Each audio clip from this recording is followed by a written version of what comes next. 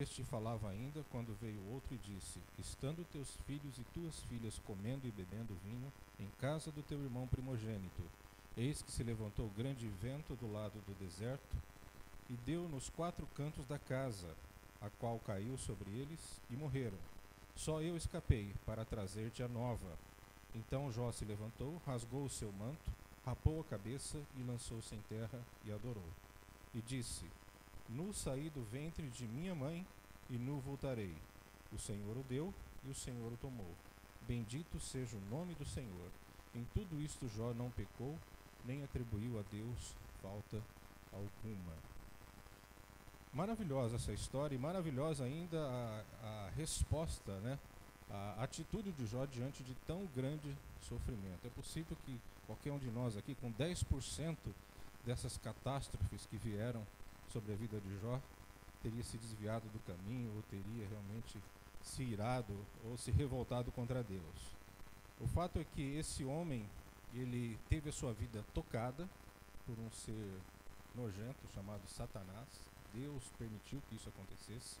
Por 2 vezes Satanás entra na presença de Deus e requer a vida de Jó. No primeiro momento, ele toca nos seus bens, na sua família, e num segundo momento, Deus permite que Satanás toque na própria saúde de Jó.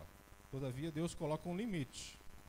Não toque em sua vida, não tire a vida. Nós aprendemos aqui um segredinho interessante, né? Satanás é um cão amarrado. O pastor Paulo que gosta de falar isso, né? Os irmãos da Igreja Marconi estão aqui, aliás, é uma alegria recebê-los aqui. O pastor Paulo gosta de falar isso. Eu gosto dessa expressão, um cão amarrado. Deus está segurando a corda numa das mãos, e ele vai até um certo ponto. Então, Satanás, ele tem uma atuação, mas uma atuação limitada. E aí, o drama da vida de Jó vai transcorrendo, ele perde a família, os bens e a saúde. A sua esposa diz a ele: olha, amaldiçoa o teu Deus e morre. E aí se apresentam diante de Jó 3 amigos no primeiro momento, Elifaz, Bildade e Zofar. Depois aparece um terceiro sujeito chamado Eliú. Alguns teólogos dizem que esse quarto, né? Elifaz, Bildade e Zofar, o quarto Eliú.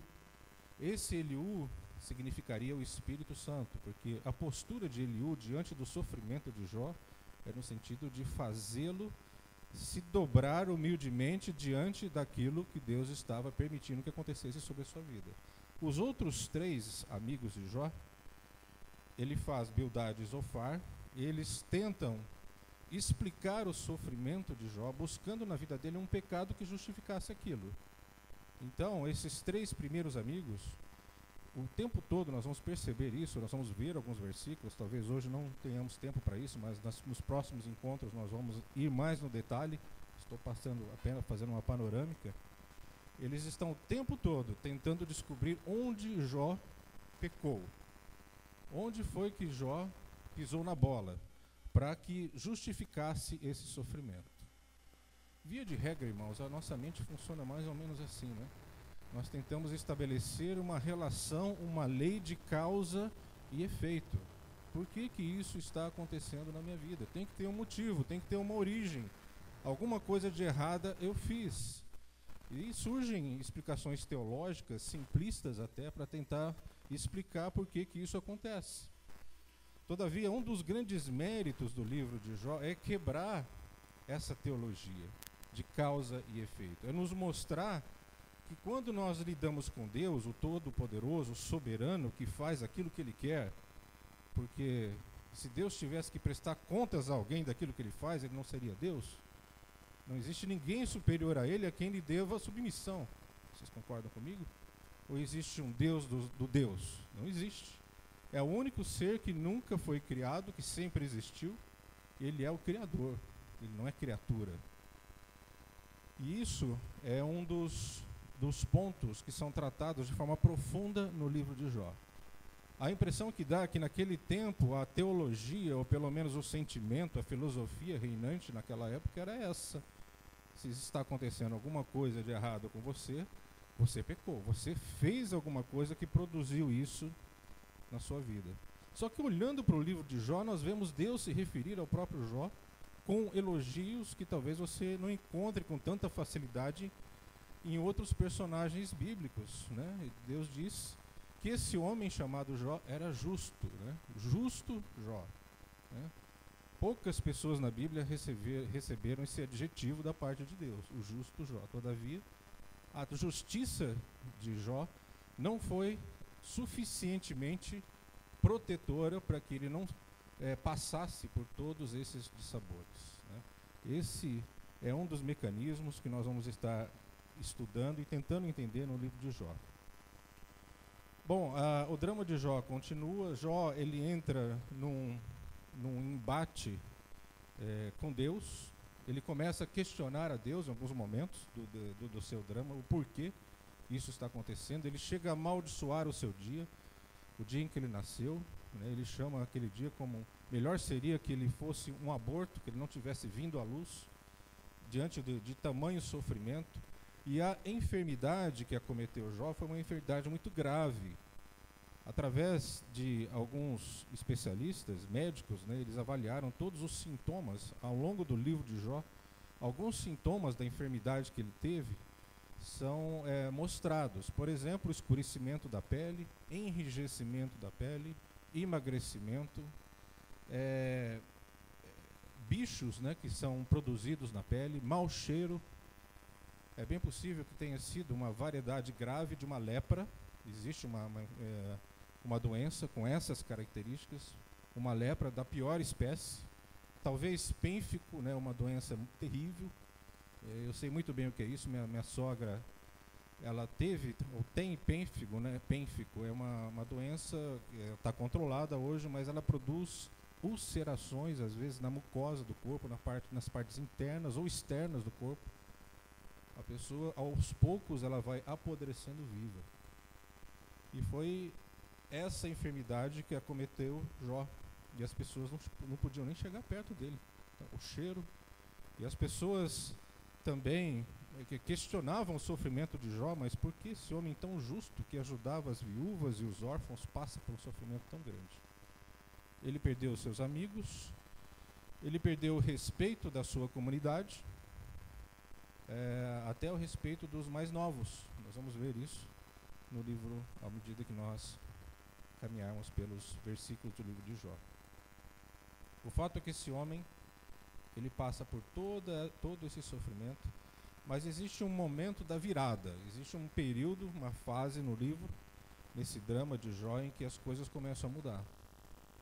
E Jó, então, ele se dobra diante de Deus, ele se dobra diante da vontade de Deus, ele deixa toda a sua justiça própria de lado e ele reconhece a Deus como soberano. Ele reconhece a Deus não como seu adversário, mas como seu advogado. E às vezes nós confundimos, né? Quando nós estamos no olho do furacão, no meio do conflito e das dificuldades pelas quais nós passamos, nós confundimos Deus com o nosso adversário e nos esquecemos que Ele é o nosso advogado, que é aquele que peleja pela nossa causa. Só que às vezes nós não entendemos. Jó também não entendeu. Ele não teve a compreensão plena de tudo aquilo que estava acontecendo. Num dado momento do diálogo entre Jó e os seus amigos, ele começa a aprofundar o seu entendimento. Num dado momento, Eliú argumenta que Deus é maior e mais sublime que qualquer pessoa. E ninguém, palavras de Eliú, o quarto amigo de Jó, aquele que, segundo alguns teólogos, dizem que representa o Espírito Santo. Eu não concordo 100% com essa explicação. Mas Eliú diz assim: ninguém tem o direito de exigir de Deus uma explicação. Ninguém tem o direito de exigir de Deus uma explicação. Essa é a posição de Eliú, o quarto amigo de Jó. Disso nós podemos concluir algumas coisas. Primeiro, Deus não poderia revelar a Jó o motivo do seu sofrimento sem atrapalhar o propósito que ele tinha em permitir que o sofrimento viesse sobre ele. Trocando em miúdos, a razão do sofrimento de Jó ficou encoberta por um tempo. Deus não poderia revelar a razão desse sofrimento, sem que isso atrapalhasse o tratamento de Deus, sem que isso atrapalhasse aquilo que Deus queria fazer de forma profunda no coração desse homem chamado justo. Segundo ponto, usando como base esse discurso de Eliú, Deus ele se envolve com o sofrimento de Jó. Deus estava presente no sofrimento de Jó, a ponto dele entrar em cena. Enquanto Jó estava dialogando com seus amigos, enquanto Jó estava questionando a Deus, passando por todo aquele sofrimento, nós não vemos a atuação de Deus, nós não vemos em momento algum a interferência de Deus nesse diálogo. Mas num dado momento Deus se manifesta, e Deus então traz à tona algumas questões. E aí Deus mostra a Jó algumas verdades importantes. Então, nós concluímos que Deus não está alheio ao sofrimento dos seus filhos, em momento algum. Deus não é um Deus sádico que se alegra no nosso sofrimento. Nada que acontece na nossa vida acontece sem que haja um propósito direcionado e profundo da parte de Deus. Terceiro ponto que nós podemos concluir diante dessa postura de Eliú, depois a gente vai aprofundar um pouco mais isso. Deus estava tentando fazer com que Jó abrisse mão da sua justiça própria. Nós vamos ver em alguns versículos Jó se colocando dessa forma, tentando buscar na sua vida algumas coisas que servissem de muletas, vamos colocar isso entre aspas, de justificativas diante de Deus para que ele não passasse por aquele sofrimento. Quantos de nós já pensaram dessa forma, né? Questionaram talvez no seu interior. Nós temos muito medo de verbalizar aquilo que vai no nosso interior, na nossa mente, mas Deus conhece, né? Deus conhece o profundo do nosso coração. A Bíblia diz que Deus não vê como vê o homem, mas Ele vê o coração. Ele não vê o exterior como nós vemos, mas Ele vê o que está lá no mais profundo do nosso ser. E Jó, então, ele tem a sua vida exposta diante de Deus. Ele tem a sua vida exposta diante dos seus amigos, né? E Deus queria que nesse período Jó abrisse mão da sua justiça, que Deus humildemente se dobrasse, que Jó humildemente se dobrasse diante de Deus e da sua vontade e dos seus propósitos. O livro de Jó ele fornece um contraponto à teologia da retribuição. Essa teologia da retribuição, e a gente vê isso impregnado em muitas igrejas nos dias de hoje, principalmente nas igrejas da linha neopentecostal, em que se você é obediente a Deus, se você é um bom menino, você vai só receber de Deus prosperidade e bênçãos. Mas se você é desobediente a Deus, você é um bad boy, um mau menino, você só vai receber de Deus maldição e miséria. Será que nós podemos estabelecer essa relação no trato com Deus? Será que isso é verdadeiro? Olhando para a vida das pessoas, olhando para os exemplos bíblicos, olhando para aquilo que aconteceu com os apóstolos, com o próprio Paulo. Como foi que Paulo morreu? Preso numa masmorra, passando frio, sozinho, talvez enfermo. A maioria daqueles que o acompanhavam já o tinham abandonado, talvez tivessem concluído que não tinha mais jeito, ele seria logo sacrificado, ele seria martirizado, então não tinha mais o que fazer com aquele homem velho. Foi assim que Jó terminou a sua carreira, foi assim que, desculpe, estou trocando muitas palavras hoje. Paulo, você falando de Paulo, me ajuda aí, meu Deus, você é um cara mais atento, me ajuda aí quando eu der uma desviada. Não vai dormir não, você está com o olhinho meio baixo aí. Então Paulo, ele dessa forma, ele terminou a sua carreira, combateu o bom combate e guardou a fé. Mas como terminar a carreira numa masmorra? Como combater o bom combate sozinho, abandonado, passando frio, guardando a fé numa situação como essa? São coisas um pouco contraditórias para a nossa mente racional e humana, não é verdade, irmãos? Uma vez alguém disse, né, ninguém sobe aos céus se não for pelas asas da humilhação. No entanto, nós olhamos para essa teologia que ela é pregada nos dias de hoje, principalmente nos meios de comunicação, nos pastores televisivos, desse neopentecostalismo, em que essa relação ela é vendida e ensinada. Olha, você é um bom menino, vai acontecer tudo de bom na sua vida. Outro dia tinha um pastor, um infeliz desses, pregando, e ele disse assim: olha, Deus, se você fizer isso, isso, isso, e tinha lá uma cartilha, né, com certeza dá um pouco mais de dinheiro para a igreja, ou sacrificar as suas finanças para poder dar dinheiro para a igreja, Deus é obrigado a te abençoar. Irmãos, quando ele falou aquilo, mas me deu um arrepio na espinha. Como Deus é obrigado a fazer alguma coisa? Quem que pode obrigar a Deus a fazer alguma coisa? E nós vamos ver isso no livro de Jó, quando Jó ficava lá questionando: mas Deus, eu sou um homem justo, eu dou esmola para os pobres, né? Por que tudo isso me aconteceu? Eu amaldiçoo o dia do meu nascimento. E aí Deus aparece em cena, né? De uma forma brusca, abrupta, violenta até, e diz assim, eu vou usar umas palavras assim mais simples, né? Meu, Jó, onde é que você estava, cara, quando eu criei o universo? Quem me deu conselho, Jó, para que eu pudesse criar o rinoceronte, criar o elefante, o crocodilo? E Deus começa então a descrever alguns animais terríveis. Aliás, irmãos, existe um problema de tradução, né?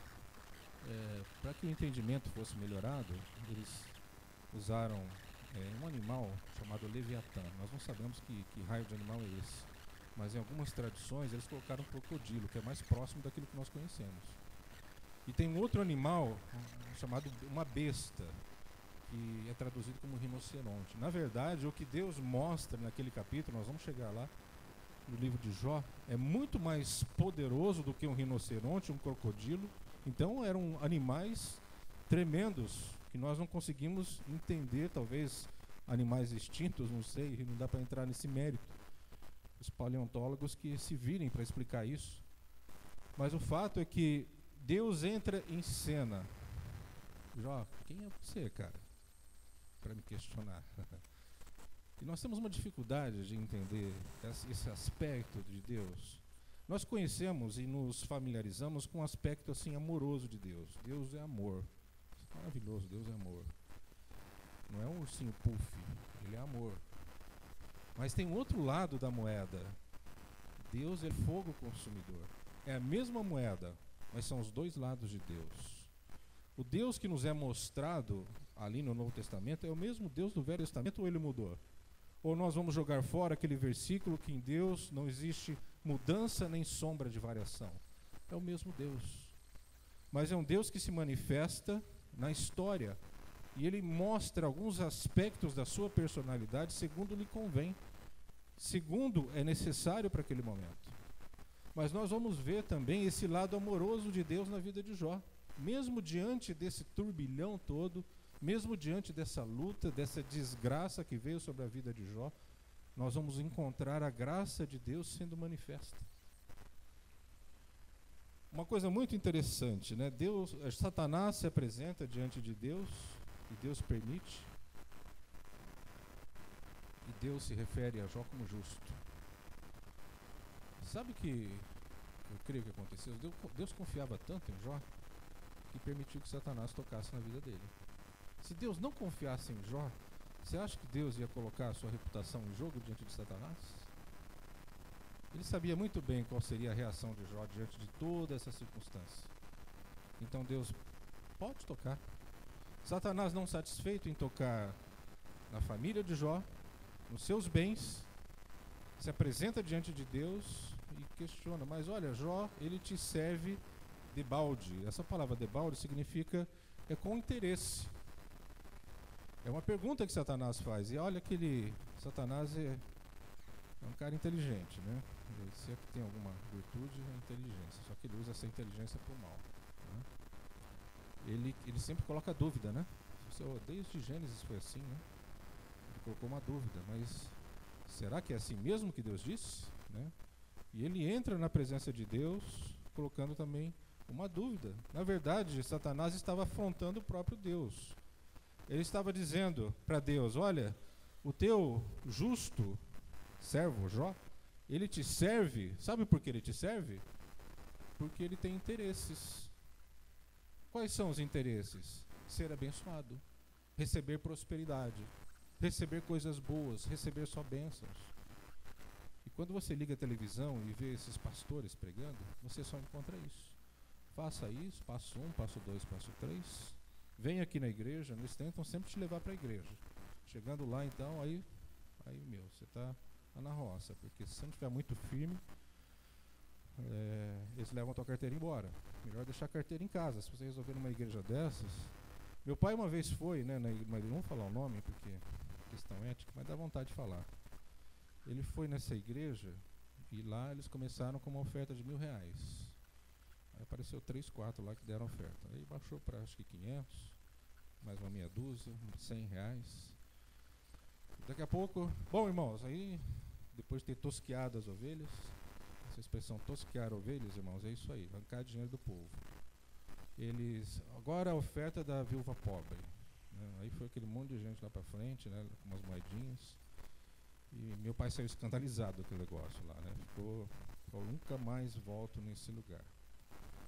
Então, irmãos, essa teologia da recompensa diz que você precisa fazer alguma coisa, você precisa dar para que você receba de Deus. Então começa a se estabelecer uma ligação e um interesse. E foi exatamente nesse ponto que Satanás se pegou diante de Deus. Mas olha, o teu justo servo Jó, ele te serve por interesse. Ele te serve porque ele quer ser coroado de bênçãos. Ele é um bom menino, então o Senhor o abençoa. Mas depois a gente vê que mesmo a despeito da justiça de Jó, Deus permitiu que o mal viesse sobre ele, né? Mas porque ele confiava. Porque ele sabia que em momento algum Jó blasfemaria de Deus, mesmo passando por esse período tão difícil. O encontro de Jó com Deus aconteceu no capítulo 40, mais no final do livro, né? A impressão que dá é que Deus deixa para os 45 do segundo tempo para agir, né? Em algumas situações da nossa vida. Quantos aqui já provaram isso? Os 45 do segundo tempo. Abre lá em Jó 42.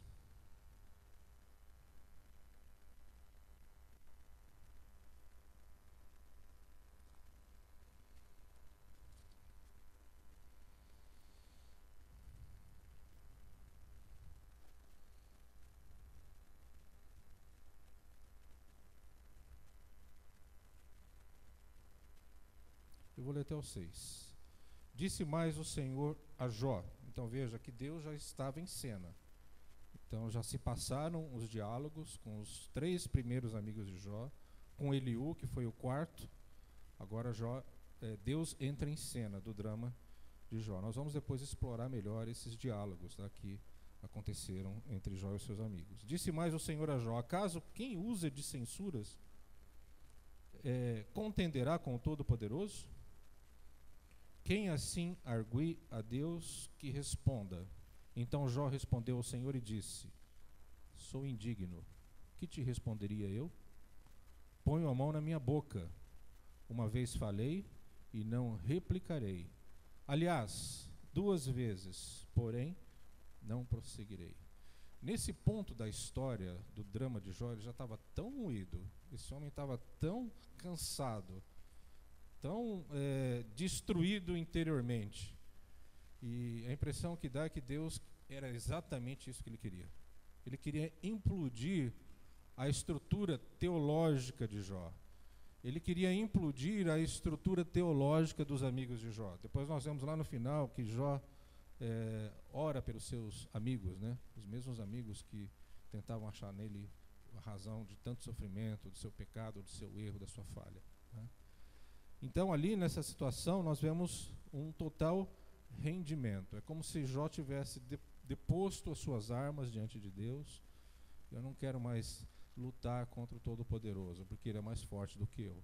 E ali ele humildemente se rende a Deus e aí começa a virada na sua vida. Então veja que Deus queria implodir alguma coisa no coração de Jó. E implodir talvez no nosso coração, irmãos, né? Quantas coisas será que Deus precisa destruir dentro de nós? Alguns anos atrás eu comecei a descobrir, irmãos, que eu precisava passar por uma reciclagem teológica. Nós, ao longo da nossa vida, da nossa conversão, você vai recebendo informações e, infelizmente, quando nós estamos no começo da nossa caminhada cristã, nós não temos muito senso crítico e nós absorvemos tudo aquilo que nos é passado. E não questionamos aquilo, não levamos isso à luz da Bíblia, mesmo porque talvez não tenhamos capacidade para isso. E aí nós vamos interiorizando aquilo e criamos a nossa base, que eu diria que é a nossa base teológica. E tudo que nós construímos a partir disso tem como fundamento essa base, esses conhecimentos que nós recebemos lá no comecinho, lá no nascedouro da nossa fé. Mas existem alguns momentos em que Deus nos leva a questionar essa base. Será que tudo isso que eu estabeleci como base, como fundamento, como verdade inquestionável, realmente é bíblico, é a verdade de Deus? E eu venho passando nesse processo há alguns anos já, em que essas bases da minha teologia estão sendo chacoalhadas, estão sendo questionadas pelo próprio Deus, pela palavra de Deus. E eu creio que Jó passou por isso. A sua teologia teve que ser abalada. A árvore teológica de Jó teve que ser chacoalhada para que os frutos podres caíssem e Deus pudesse construir então uma nova teologia, um novo relacionamento dele com Deus. E foi isso que surgiu. A partir desse sofrimento, desse drama na vida de Jó, surge um novo tempo, um novo relacionamento. É como se Jó conhecesse um Deus, uma face obscura ou talvez opaca de Deus, e a partir desse sofrimento ele começa a enxergar um Deus nítido, um Deus verdadeiro. Será que esse Deus que nós cremos é o verdadeiro Deus, o Deus da Bíblia? Será que nós não criamos uma caricatura de um Deus e nós cremos nessa caricatura que não é o verdadeiro Deus? Eu creio que o livro de Jó traz como mérito essa desestruturação teológica que nós devemos nos submeter diante do Deus poderoso. Capítulo 42, abram lá. Estou começando pelo fim, né, irmãos? Depois a gente vai mais devagar nos próximos encontros lidar com o início, né, de tudo isso. Mas olha, a partir do verso 2, vamos ler a partir do 1. Então respondeu Jó ao Senhor: bem sei que tudo podes, e nenhum dos teus planos pode ser frustrado. Quem é aquele, como disseste, quem sem conhecimento encobre o conselho? Na verdade falei do que não entendia, coisas maravilhosas demais para mim, coisas que eu não conhecia. Veja a desestruturação na vida de Jó. Ele falava de coisas que não conhecia. Escuta-me, pois, havias dito, e eu falarei, e te perguntarei, e tu me ensinarás. Eu te conhecia só de ouvir, mas agora os meus olhos te veem. Por isso me abomino e me arrependo no pó e na cinza. Veja que coisa interessante. Deus se fez conhecer a um homem justo chamado Jó através do sofrimento.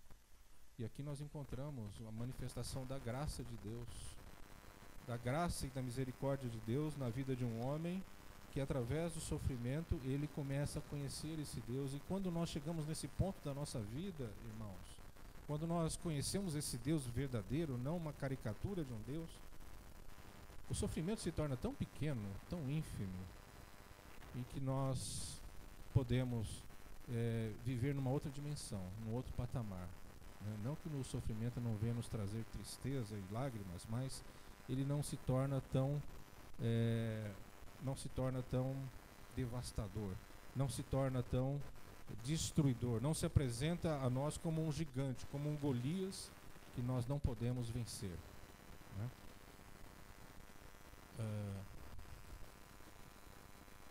Existem algumas coisas no livro de Jó que nós aprendemos, ainda dentro desse tema.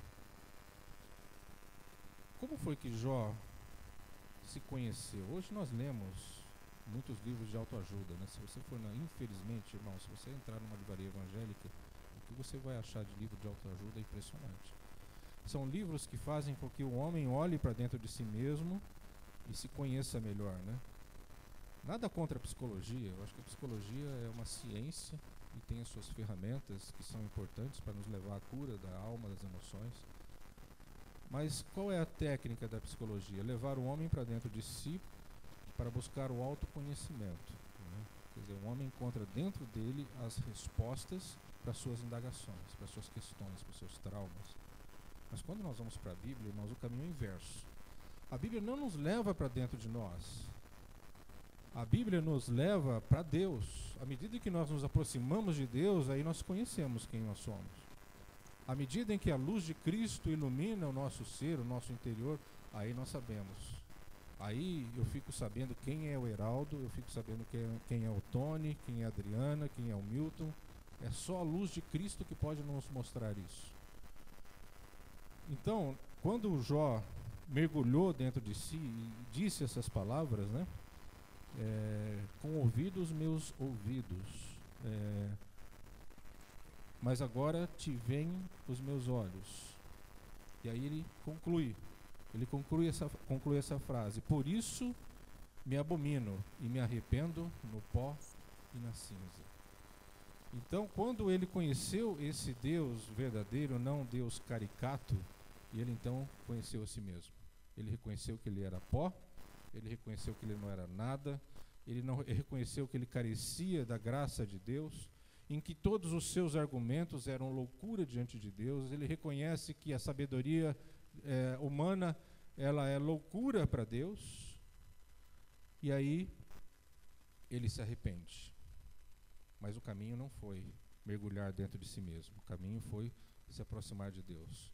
Quando Deus se revelou a esse homem, aí sim ele ficou sabendo quem ele era. Será que você sabe quem você é, irmão? Eu estou pregando. Eu comecei a descobrir quem eu sou à medida em que eu fui mergulhando mais nessas questões da palavra de Deus. E nós temos o costume de ir vivendo, né? Passando por cima das nossas dificuldades e não nos expor à luz de Cristo. Alguém já disse uma vez que uma vida sem análise não vale a pena ser vivida.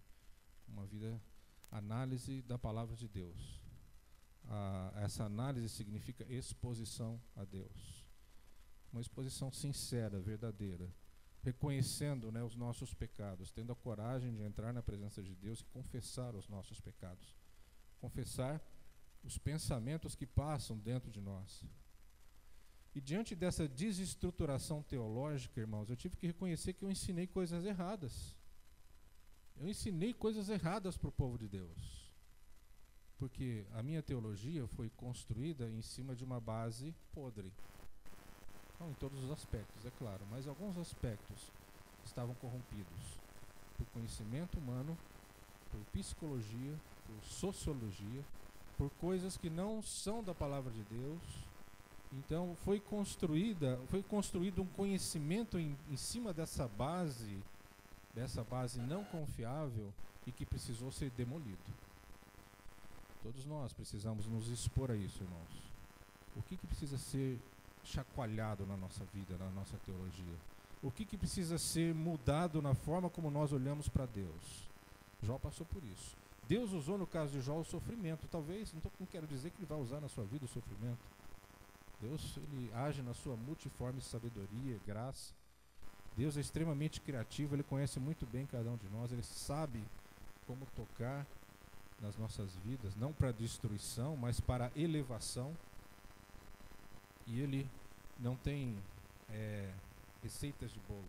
Se tem uma coisa que eu não consigo engolir mais, são as famosas receitas de bolo. Faz isso, passo 1, passo 2, passo 3. Se você fizer tudo isso, você vai chegar num ponto X ou Y. Irmãos, Deus é tão criativo. Deus não se prende a passo 1, 2, 3. Os americanos gostam muito disso, né? De fazer umas coisinhas bem estruturadas. E se você aplicar aquilo 100%, você tem a garantia de que tudo vai dar certo. Não, nem sempre. É Deus quem vai dizer como Ele vai agir na tua vida. Não permita que esse tipo de engessamento teológico tome conta da sua mente e da forma como você olha a Deus e a sua palavra. Deus é criativo. Deus ele é tremendo. Deus cria coisas novas a cada dia. Deus não é estático. Deus ele é maravilhoso.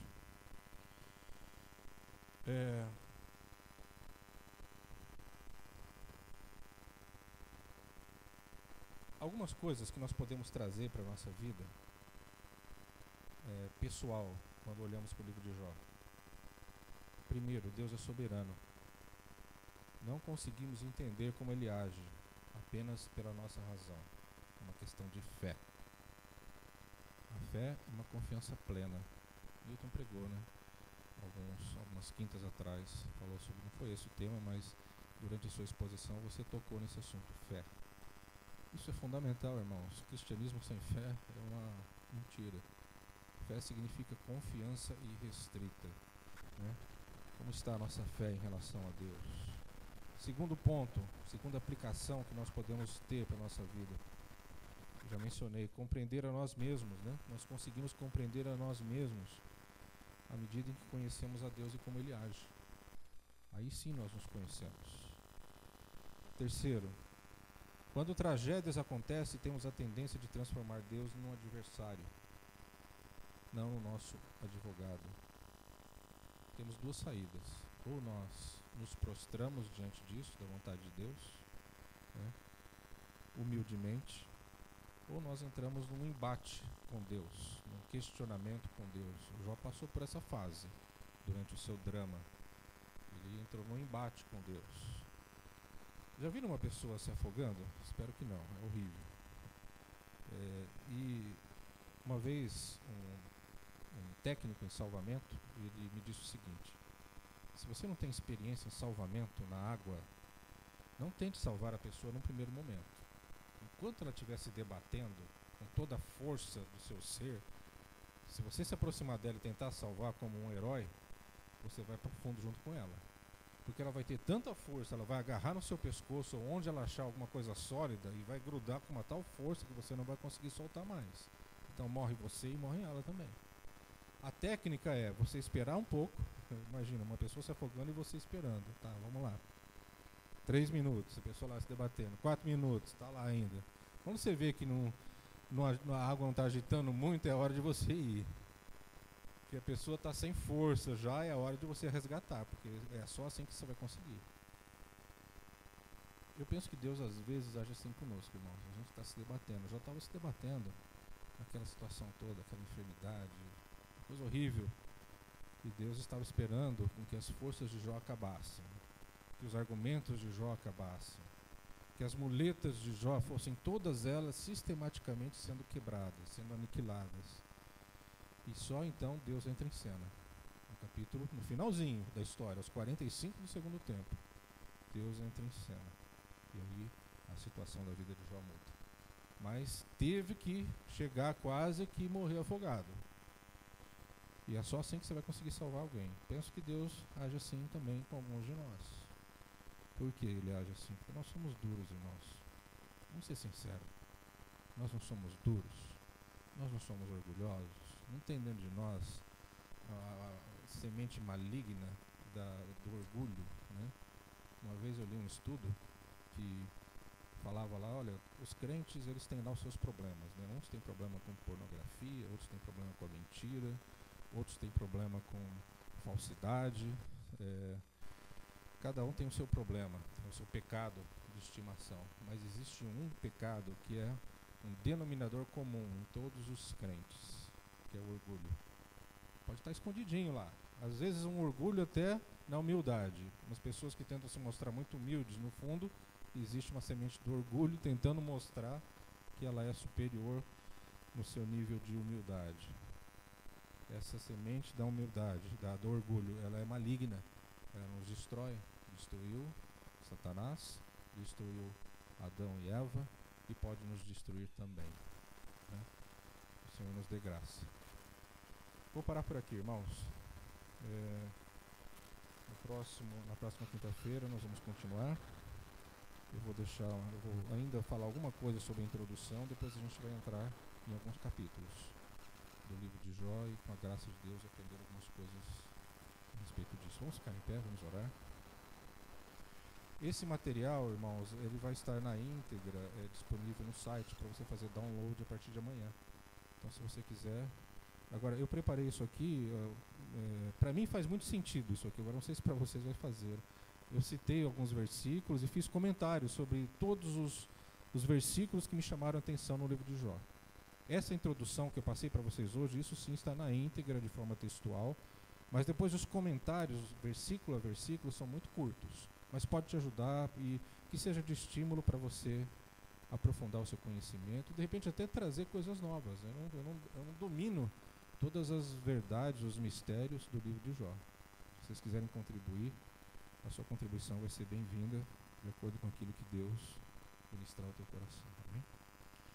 Amado Deus, nós queremos te agradecer por cada pessoa que está aqui e te pedir que tu nos ajude, Senhor, abra o nosso entendimento a respeito desse livro maravilhoso da tua palavra. Todos os livros são maravilhosos, Senhor. A tua palavra ela é inspirada pelo teu Espírito de capa a capa. Mas, Senhor, alguns livros particularmente nos enchem, Senhor, de temor, Senhor, e nós queremos conhecer os teus mistérios. Revela a nós, Senhor, Pai, que isso não seja apenas conhecimento, mas se transforme em vida. Que a tua palavra, Senhor, possa cair profundamente no nosso coração, mudar a nossa mente, renovar o nosso entendimento, para que possamos te conhecer melhor, Senhor. Para que possamos nos dobrar diante da tua vontade, da tua soberania. Ó Pai, nós te pedimos a tua bênção sobre nós, leva-nos em paz até as nossas casas, debaixo da tua proteção, em nome de Jesus. Amém. Obrigado, irmãos, pela presença. Quinta-feira que vem estamos de volta aqui.